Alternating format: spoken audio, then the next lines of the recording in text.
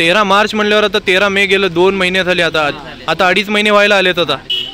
आता एवढे दिवस जर एखाद्या कामासाठी लागत असेल आणि इथं काही त्यांनी पर्सनल मागत नाहीत, गावासाठी मागत आहेत. आणि पाणीचा प्रश्न जे आहे हे टाळटाळ करण्याचा प्रश्न नाही आहे, मूलभूत गरज आहे पाणी.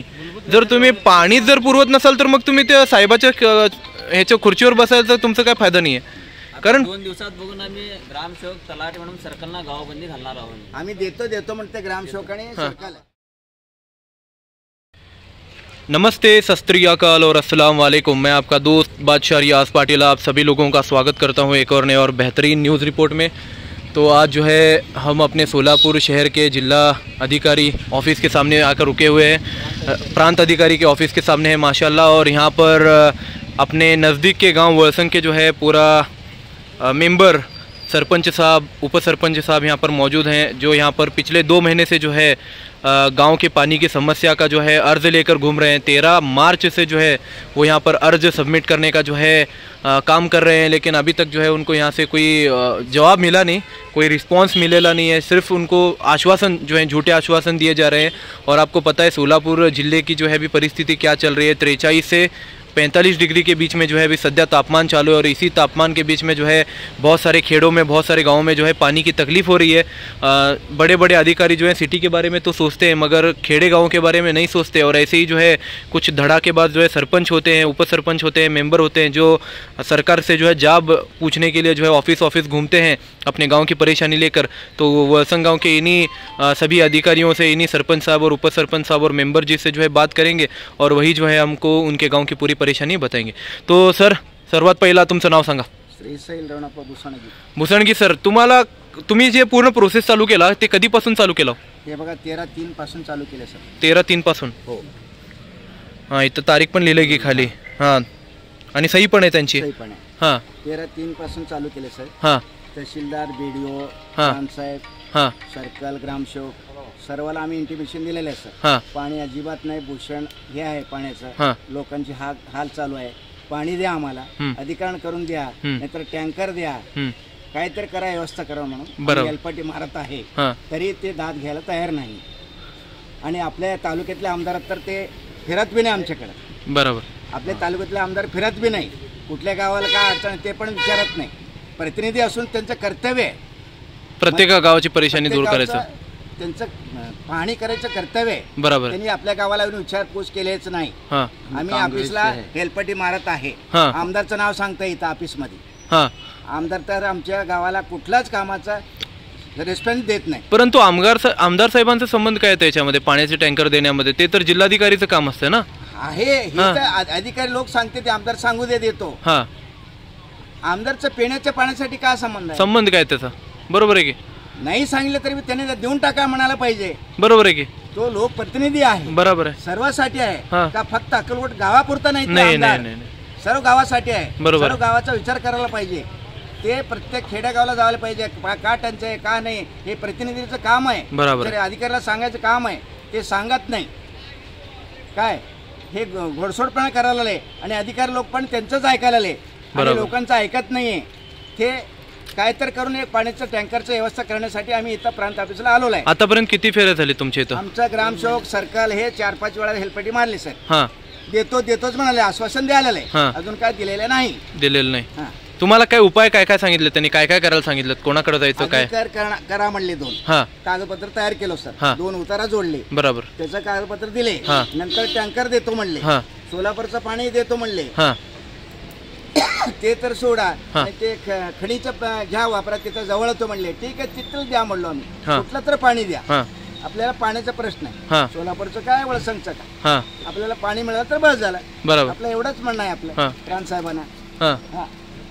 अभी 2 दिन पहले बोले गाड़ी भेज रहे टैंकर, फिर अभी और अलग दूसरे नवीन बातें बोल रहे. अभी पाइपलाइन कर को ले बोलते. पाइपलाइन कहाँ से पाइपलाइन करो बोल रहे? 4 किलोमीटर है वो खड़ी से. अपना वो इसके जो खड़ी मशीन चालू है अक्कलकोट रोड को उधर अंदर बाजू चालू है सो खजान बोलते हैं उसको. हाँ 4 किलोमीटर आपल्या बॉडी पर्यंत यायला. बाबा. त्याचा पैसे 10 ते 12 लाख रुपये लागते साहेब. आणि पाणी आमच्या ग्रामपंचायतीला पैसे नाही. 12 लाख रुपये कुठून आणायचं लगेच? कुठून आणायचं? मग ते पाईपलाईन करायचं म्हणल्यावर पण त्याला काय 2-3 दिवसात थोडी नव्हते, 3-4 किलोमीटर म्हणल्यावर 3-4 किलोमीटर त्याला महिना लागते, टंचाईच होऊन जाते पण पाईपलाईन होत नाही. हां पैशाची तरतूद पाहिजे ना. हां पाईपलाईन म्हणल्यावर 12-15 लाखाचा तुम्ही मंजूर करून द्या, आम्ही करतो. पाहिजे ना. बरोबर आहे की. बरं मंजूर व्हायला किती दिवस जाते, मग ते घ्यायचं आणि तिथं लाईट नाही, हां. लाईट घ्यावं लागतं, हां त्याला दिवस जातात. मग हे होईपर्यंत किती दिवस जातात. आता पावसाळा नजीक आले, आता आपल्याला एक महिन्याच्या गरज आहे. पाऊस आला की आपल्याला काहीच नको आहे, काहीच नको यांचं. सरकारचं आपल्याला पाऊस आला तर काहीच नको आपल्याला. बरोबर आहे की.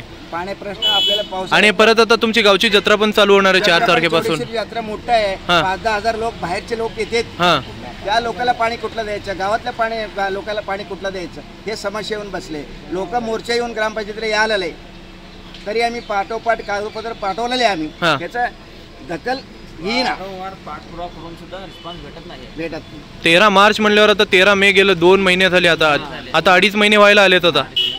आता एवढे दिवस जर एखाद्या कामासाठी लागत असेल आणि इथं काही त्यांनी पर्सनल मागत नाहीत, गावासाठी मागत आहेत. आणि पाणीचं प्रश्न जे आहे हे टाळटाळ करण्याचा प्रश्न नाही आहे, मूलभूत गरज आहे पाणी.